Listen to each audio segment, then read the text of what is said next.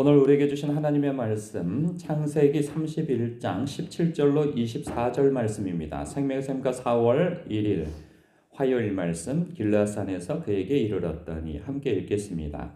야곱이 일어나 자식들과 아내들을 낙타들에게 태우고 그 모은 바 모든 가축과 모든 소유물 곧 그가 밧단 아람에서 모은 가축을 이끌고 가나안 땅에 있는 그의 아버지 이삭에게로 가려 할세. 그때에 라반이 양털을 깎으러 갔으므로 라헬은 그의 아버지의 드라빔을 도둑질하고 야곱은 그 거취를 아람 사람 라반에게 말하지 아니하고 가만히 떠났더라. 그가 그의 모든 소유를 이끌고 강을 건너 길르앗 산을 향하여 도망한 지 3일 만에 야곱이 도망한 것이 라반에게 들린지라. 라반이 그 형제를 거느리고 7일 길을 쫓아 길르앗 산에서 그에게 이르렀더니 밤에 하나님이 아람 사람 라반에게 현몽하여 이르시되 너는 삼가 야곱에게 선악간에 말하지 말라 하셨더라. 아멘. 20년 만에 귀한 길이죠. 과거 20년 전에 빈손으로 외삼촌 라반 집으로 왔다가 이제 크게 부자가 되어 금의 환향합니다. 그런데 그 야곱에게 있어서 아쉬운 것은 이 야반도주 한 것이 좀 아쉽습니다. 과거에 그 아버지의 집에서는 그가 거짓말하고 사기친 것 때문에 형이 두려워 야반도주 한 것인데 이번에도 이제 고향으로 돌아가는 길도 야반도주를 해서 도망치게 되어집니다.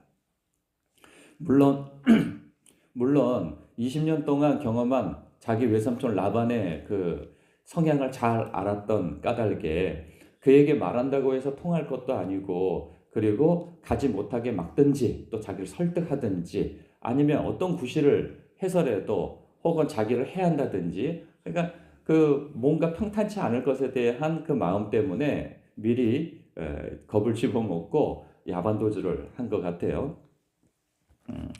그런데 이 길이 그가 스스로 결정해서 가는 길은 아니거든요.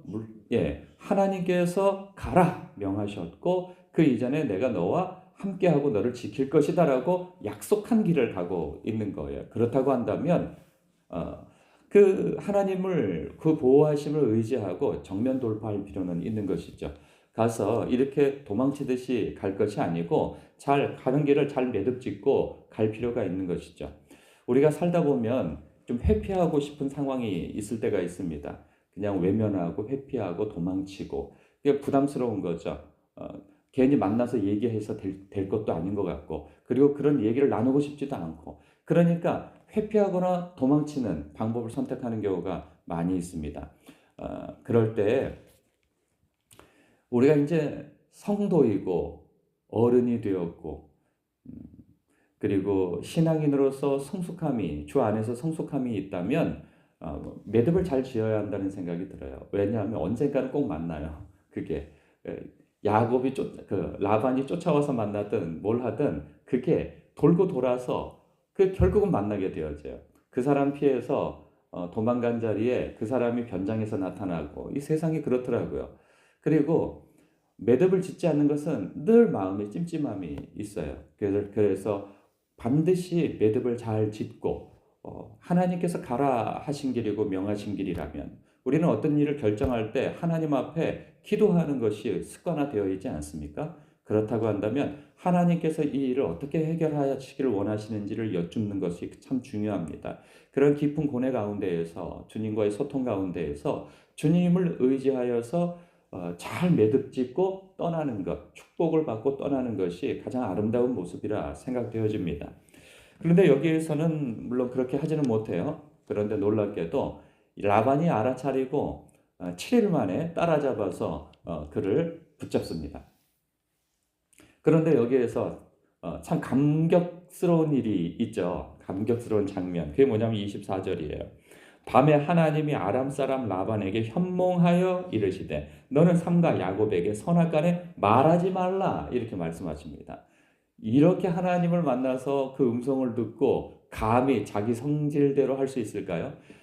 이게 이제 내일 본문에 보면은 그가 내가 너를 해할 능력은 있으나 너의 어리석은 행동과 선택에 대해서 내가 해야 할 능력이 있으나 간밤에 너의 하나님 여호와께서 나를 찾아오셔서 말씀하셨다. 그래서 내가 너에게 어떤 경우라도 말하지는 않겠다. 이제 이런 태도를 보이죠. 그런데 우리의 삶 속에서도 이러한 일들이 얼마나 많았을까 생각해 보면은 참 하지 않을 수가 없어요. 생각해 보세요. 라반이 얘기하지 않았다면 야곱이 이 사실을 알았을까요? 간밤에 하나님께서 라반에게 이렇게 현몽하여 말씀하셨다는 사실을 그가 알 수 있었을까요? 몰랐겠죠. 라반이 와서 얘기했으니까 알죠. 우리의 삶 속에서도 누군가 얘기를 하지 않아서 그렇지, 혹은 얘기해서 그렇지, 우리가 몰라서 그렇지, 하나님께서 우리의 위기 가운데 이렇게 보호하신 일들이 얼마나 많았느냐라는 생각이 들어요. 내가 모른다고 해서 그런 일이 없는 것이 아니란 말이죠. 우리는 꼭 내가 알아야 하나님께서 나한테 어떤 도움을 주시고 지키시고 보호하신다라고 생각하죠. 그래서 철부지 아이처럼 엄마는 나를 사랑하지 않아. 아빠는 나를 사랑하지 않아. 아빠가 언제 나를 돌아본 적 있었어? 관심이 있었어? 그때 함께 있었어? 막 이렇게 이 철부지들은 그러잖아요. 그 과거에 아버지들이 이 생애를 살아오는 게 참 쉽지 않았죠. 밖에 나가서 회사 다니는데 아침에 새벽에 나갔다가 밤 늦게까지 일하다가 돌아오고 야근이 있었고 그런 세월들을 살았잖아요. 그래서 이렇게 그 회사 일 하느라 어떤 일을 하느라 자식들의 일들을 잘 챙기지 못하고 이런 일들이 있을 수 있었단 말이죠. 근데 자라오면서 자기 혼자 큰 줄 알아요.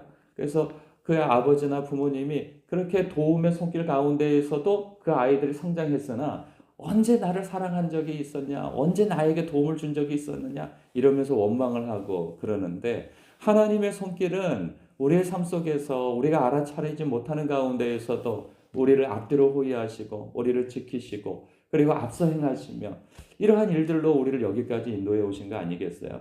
간간히 어떤 사건으로 인하여서 그것을 알아차릴 때가 종종 있으나 많은 부분에 있어서는 하나님께서 우리에게 다 알리지 아니하시고 그것을 은밀하게 행하심으로 우리를 여기까지 인도해 오셨단 말이죠. 이렇게 우리를 붙드신 손을 놓지 아니하시고 우리를 도우시는 손을 놓지 아니하시고 하나님께서 내가 너와 항상 함께할 것이다. 내가 너를 지킬 것이다. 라고 말씀하심에 그 신실하게 이행해 오시는 하나님의 모습을 성경 속에서 발견하지 않습니까? 하나님의 이 역사는 우리에게도 있다는 것이죠. 그 하나님의 섬세한 손길을 묵상하시기 바랍니다. 그래야 오늘도 함께 하시는 하나님을 신뢰할 수 있고 내일도 우리와 함께 하시고 동행하시는 하나님을 신뢰할 수 있는 것이죠. 이 말씀을 깊이 묵상하셨으면 합니다.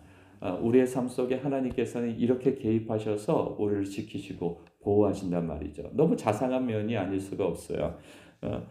너는 삼가 야곱에게 선악간에 말하지 말라. 우리의 편이 되셔서 이렇게 말해주신다는 거 아니겠어요? 보혜사 성령님께서 말이죠. 보호하시고 변호하시고 지키시고 가르쳐 주시는 주님이 저와 여러분 안에 함께 하십니다. 기도하겠습니다.